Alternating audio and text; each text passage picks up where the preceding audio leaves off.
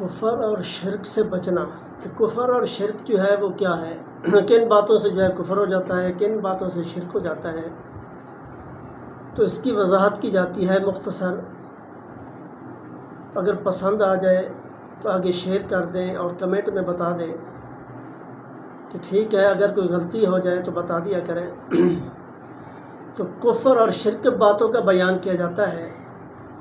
کفر کو پسند کرنا، کفر کی باتوں کو اچھا جاننا، یہ اس کے ساتھ جو ہے شمار ہو جاتا ہے۔ جو کفر کرتا ہے، جو کفر کی باتوں کو پسند کرتا ہے یا ان کی باتوں کو اچھا جانتا ہے، تو یہ اس میں داخل ہے۔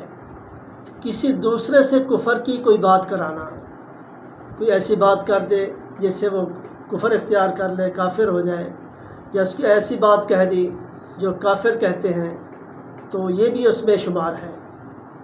اور کسی وجہ سے اپنے ایمان پر پشیمان ہونا، پریشان ہونا کہ ہم اگر مسلمان نہ ہوتے تو فلانی بات جو ہے حاصل ہو جاتی، فلاں کام ہمارا ہو جاتا، تو یہ کفر ہے۔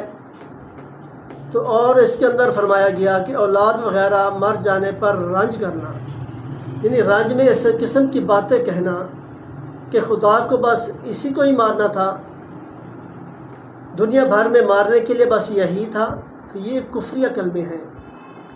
اور اس قسم کی باتیں کرنا، خدا کو ایسا نہیں کرنا چاہیے تھا، خدا نے غضب کر دیا، خدا نے ظلم کر دیا ہے، تو یہ کفریات کلمے ہیں۔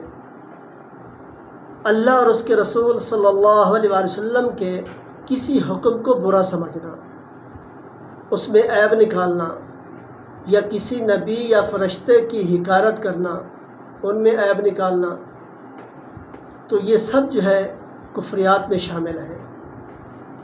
کیونکہ قرآن پاک کے اندر اللہ پاک نے ارشاد فرمایا ہے، کئی مقامات پر ہے کہ اللہ کے ساتھ کسی کو شریک کرنا، ان اللہ لا یغفر ان یشرک بہ، اور بھی کئی مقامات پر ایسے اللہ نے وضاحت فرمائی ہے کہ میرے ساتھ اگر کسی کو شریک کیا تو مشرک ہو جاؤ، کافر ہو جاؤ گے۔ تو مشرک کی جو ہے معافی نہیں ہے، تو اس لیے ان سے بچنا چاہیے۔ کفریات کلمے جو ہے ان سے بچنا چاہیے۔ کچھ لوگ جو ہے جہالت کی وجہ سے، علم نہ ہونے کی وجہ سے، اکثر گھروں کے اندر بیویاں ہوتی ہیں یا خوشی غمی کے موقع پر جو ہے ایسے کہہ دیتی ہیں، بس یہی اللہ پاک کو یہی جو ہے اس کو لینا چاہیے تھا، اللہ نے ظلم کر دیا، اللہ نے فلاں کر دیا۔ تو اس قسم یہ کفریہ کلمات ہیں، ان سے بچنا چاہیے۔ دعا ہے اللہ تعالیٰ ہم سب کو عمل کی توفیق عطا فرمائے۔